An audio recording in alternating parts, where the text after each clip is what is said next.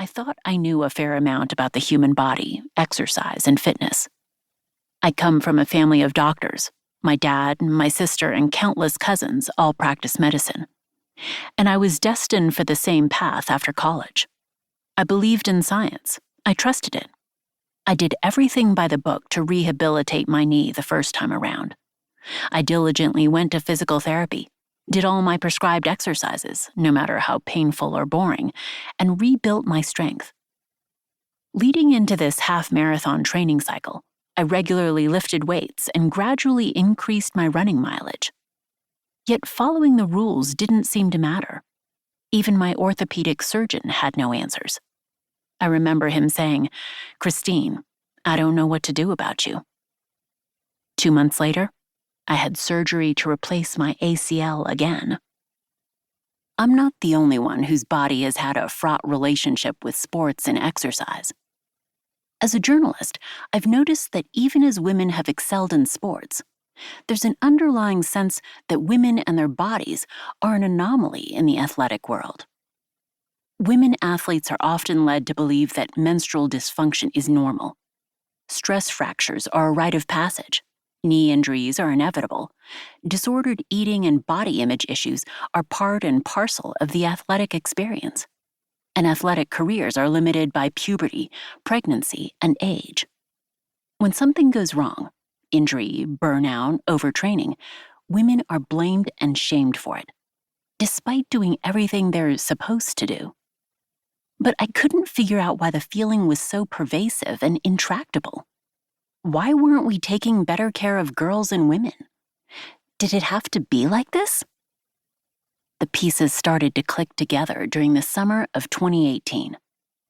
At the time, I was reporting on an article about the field of sports science, and I was trying to understand why so much scientific research leaves out women.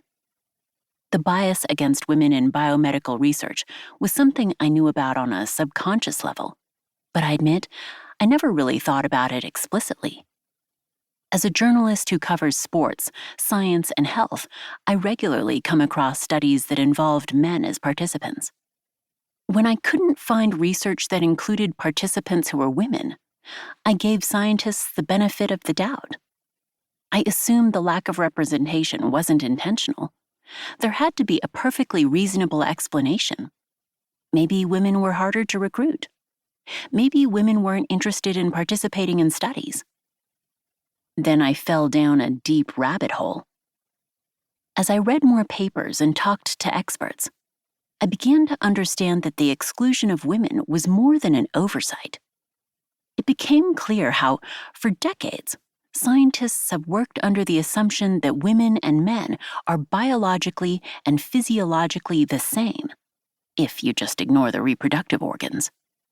How so much of what we take as gospel about exercise training, nutrition, performance, and injury prevention is based on what's found in human participants who are men, or experiments with male cells or animals. How scientists don't know for sure whether those recommendations apply to women. How they didn't see a need to address those data gaps. But women are not small men, as Stacy Sims, an exercise physiologist and nutrition scientist who studies sex, gender, and sports science, told me. Yet that simple proposition underpins the current system of sports and science. And ignoring important biological, anatomical, and physiological differences between women and men can have real, negative implications outside the laboratory. It's a curious disconnect. The number of girls and women taking part in physical activity, from fitness classes and recreational leagues to professional sports, has risen dramatically over the last 50 years. In the United States, 3.4 million girls play high school sports. At the collegiate level, the number of women playing sports has increased 600% from the early 1970s. This groundswell is a global phenomenon. At the Tokyo Summer Olympics in 2021, women made up nearly 49% of the competitors, making them the most gender-equal games in Olympic history. But the fields of exercise and sports science haven't kept pace with this.